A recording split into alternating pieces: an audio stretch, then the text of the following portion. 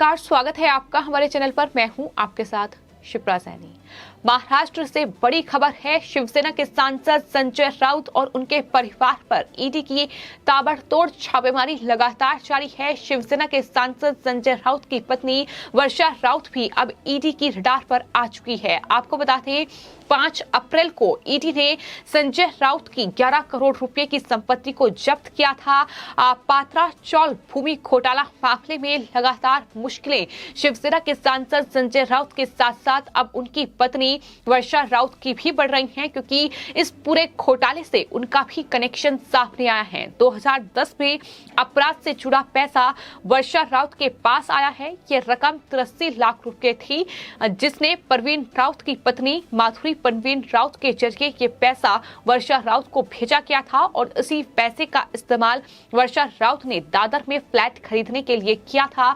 ये बड़ा खुलासा ईडी की ओर से क्या क्या है, आपको ये बता दें कि मुंबई के गोरेगांव के पात्रा चोल घोटाले में कार्रवाई करते हुए 5 अप्रैल को शिवसेना सांसद संजय राउत की पत्नी और उनके करीबी परवीन राउत से जुड़ी 11 करोड़ रुपए की संपत्ति को ईडी ने जब्त किया था। और इस पूरे मामले में एक के बाद एक बड़े जो खुलासे हैं वो निकलकर सामने आ रहे हैं। पात्रा चौल भूमि घोटाला, जिसमें संजय राउत के करीबी और दोस्त परवीन राउत की संलिप्तता भी पाई गई है।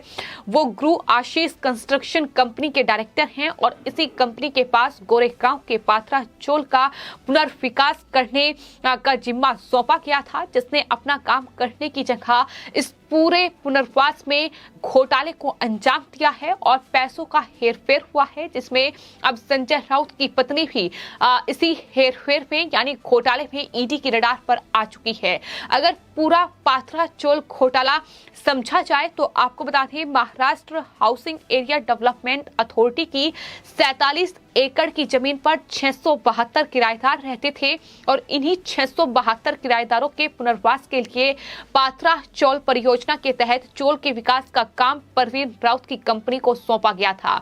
ये वही परवीन राउत हैं जो कि संजय राउत के करीबी हैं, उनके दोस्त हैं और कॉन्ट्रैक्ट में ये साफ तौर पर कहा गया था कि ये 47 एकड़ की जो बिल्डिंग बनेगी उसमें दरअसल 672 फ्लैट चोल के किराएदारों को देने होंगे और 3000 फ्लैट जो Maharashtra housing area development authority को हैंडओवर करने होंगे। ये बाकायदा कॉन्ट्रैक्ट में कहा गया था, लेकिन बाद में जो जमीन बचेगी उसे बेचने और विकसित करने के लिए भी अनुमति जरूरी होगी, ये भी साफ तौर पर लिखा क्या था। अब चौल विकास के कॉन्ट्रैक्ट में सब चीजें तय थी, लेकिन इस पूरे कॉन्ट्रैक्ट में गड़बड़ उस वक्त शुरू हुई जब कंपनी ने ना तो इस जगह का विकास किया और ना किराएदारों को मकान दिए और ना ही Maharashtra housing area development authority को ये फ्लैट जो हैं वो हैंडओवर किए गए। यानी कुल मिलाकर इस पूरे कॉन्ट्रैक्ट में इस पूरे जो एक कॉन्ट्रैक्ट जमीन को लेकर था, जो कि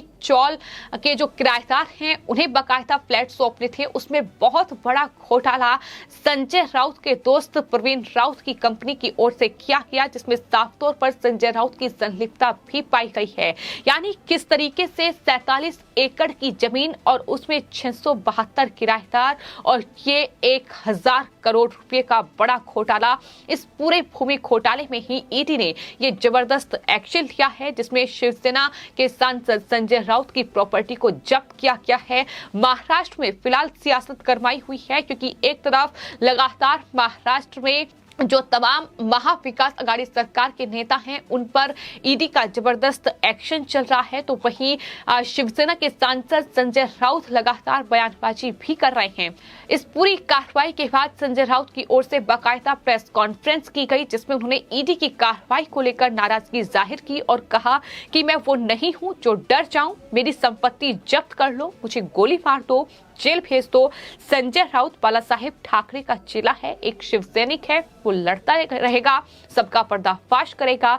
मैं चुप रहने वालों में से नहीं हूं, उन्हें फुदकने दो, नाच लेने दो, जितना नाचना है। इस तरीके की बयानबाजी संजय राउत की ओर से की गई है। लेकिन बड़ी खबर यह है कि दरअसल संजय राउत के बाद अब उनकी पत्नी वर्षा राउत भी ईडी की रडार पर है, चूंकि ईडी के अधिकारियों ने यह भी साफ तौर पर आरोप लगाया है कि 2010 2010 में परवीन राउत ने इक्विटी सेल और भूमि सौदे की आड़ में अपने बैंक खाते में 95 करोड़ रुपए जो है प्राप्त किए थे। हालांकि कंपनी प्रोजेक्ट को पूरा नहीं कर सकी और उनकी कोई कमाई नहीं हुई। परवीन पर एजेंसी ने आरोप मढ़ा है कि SDIL कंपनी से परवीन राउत के खाते में 100 करोड़ ट्रांसफर किए गए। इसके बाद उसने ये पैसा अपने करीबियों और परिजनों के अकाउंट में डाल दिया, जिसमें उनकी पत्नी यानी परवीन राउत की जो पत्नी है उनका अकाउंट है। इसके अलावा संजय राउत की जो पत्नी है वर्षा राउत, उनका बैंक खाता है। और इस तरीके से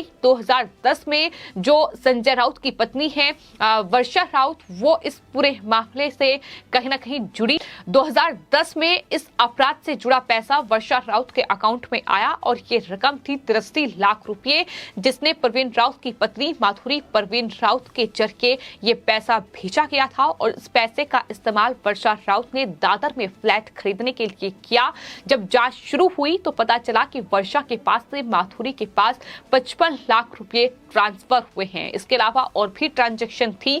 ईडी का ये भी कहना है कि खिम बीच के पास जो 8 प्लॉट हैं वो भी वर्षा राउत और सपना पाटकर के नाम से खरीदे गए हैं। सपना पाटकर वो सुजीत पाटकर की बीवी है जो कि संजय राउत के करीब की है। यानी किस तरीके से इन तमाम बड़े घोटालों को अंजाम देने के लिए अपने करीबियों का इस्तेमाल किया गया है, जिसमें संजय राउत के करीबी सुजीत पाटकर हैं, जिसमें परवीन राउत हैं। परवीन राउत को हालांकि ईडी पहले ही इस पूरे घोटाले में 2 फरवरी 2022 को गिरफ्तार कर चुकी है और जो कार्रवाई हुई है उसमें 11 करोड़ की संपत्ति को जब्त किया है। लंबे समय से इस पूरे भूमि घोटाले की जांच हो रही है, लेकिन अब रडार पर जैसा कि माना जा रहा था कि शिवसेना के सांसद संजय राउत भी आएंगे, उनका परिवार भी रडार पर आएगा, क्योंकि परवीन राउत सीधे तौर पर उनकी पत्नी जो है वो वर्षा राउत से जुड़ी हुई है और वर्षा राउत ने किस तरीके से इस कंपनी के पैसे का इस्तेमाल अपने के फ्लैट खरीदने के लिए किया है। ये तमाम चीजें हैं जो कहीं ना कहीं जांच का विषय बनी हुई है। और फिलहाल आपको बता दें जो 11 करोड़ रुपए की संपत्ति जब्त की गई है उसमें परवीन राउत के पालघर, सफल और पड़गा में जमीन और मुंबई के दादर और अलीबाग के किहिम बीच में संजय राउत की पत्नी वर्षा राउत के प्लॉट जब्त किए गए हैं। किहिम बीट वाली संपत्ति में वर्षा राउत के साथ सपना पाटकर भी मालिक थी, तो वो संपत्ति को अटैच किया गया है।